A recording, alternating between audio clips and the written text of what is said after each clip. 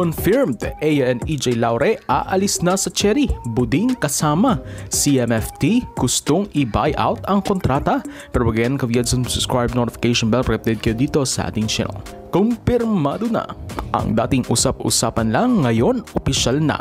Yes, iniulat na ng iba't ibang sports site tulad ng Inquirer at Spin.ph na lilisanin na nga ng duo ni Aya Laure, ni Aya at EJ Laure ang long-time team nila na Cherry Tigo Crossovers. Yan ay base sa mga ulat sa mga naturang sports site.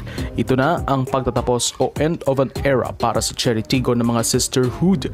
Una na ngang nabuwag sa koponan ang Santiago Sisters matapos na tumungo ang dalawa noon sa abroad hanggang sa tuluyang iniwan ito ni Dindin Santiago Madabat patungo sa Akari. Ngayon, ang Laure Sisters naman na matagal o franchise player na ng Cherry ang lilisanin ng koponan. Si EJ isa na sa haligan ng Cherry franchise na ito since 2015. Dito na siya naglaro ng semi-pro sa PSL pa noon. After almost 1 decade, posible niya na itong lisanin. Ang Cherry o Photon lang ang kaisa-isang team ni EJ matapos niya sa UST. Sa panig naman ni Aya, since 2018, alaga na siya ng Photon franchise kung saan kahit nga college pa lang siya, ay pinaglaro na siya dito noon sa Photon team sa PSL. Ito rin ang kaisa-isang club team ni Aya sa kanyang professional career. Kung sakali ang lilipatan nilang team ang magiging second pro team pa lang ng magkapatid na ito. Ayon sa ulat, nagre-request umano ng buyout ang Laure Sisters sa kanilang mga kontrata sa Cherry Tigo. Ibig sabihin may standing contract pa sila sa koponan, ngunit they opt na kung may kumuha sa kanilang bagong PVL team ay bilhin na lang ito sa Cherry franchise. Ayon sa ulat, iba't ibang teams na ang nagpapakita ng interest sa Laure Sisters. Isa na ang Rebesco-owned team na Choco Mucho Flying Titans. Kung magkataon, ito ang magiging reunion ng tatlong Queen Tigresses na si Rondina, Aya Laure at EJ Laure.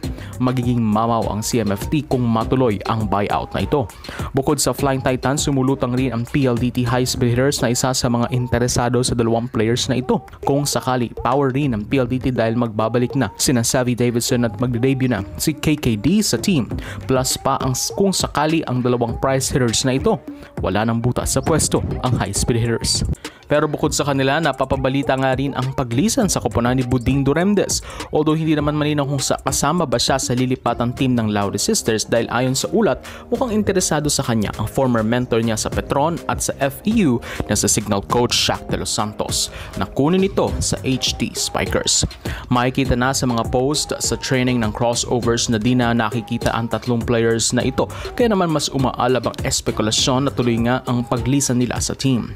Posibleng dulot rin ito ng pagpapalit coach ng Cherry kung saan hahawakan na sila ngayon ni NU coach Norman Miguel. May usap-usapan rin na posibleng iwan na rin ni UST coach Kung Fu Reyes ang Cherry Tigo matapos nga siyang mapalitan sa pwesto. Taliwas sa naunang pahayag na siya ay willing magsilbing assistant coach para kay Miguel.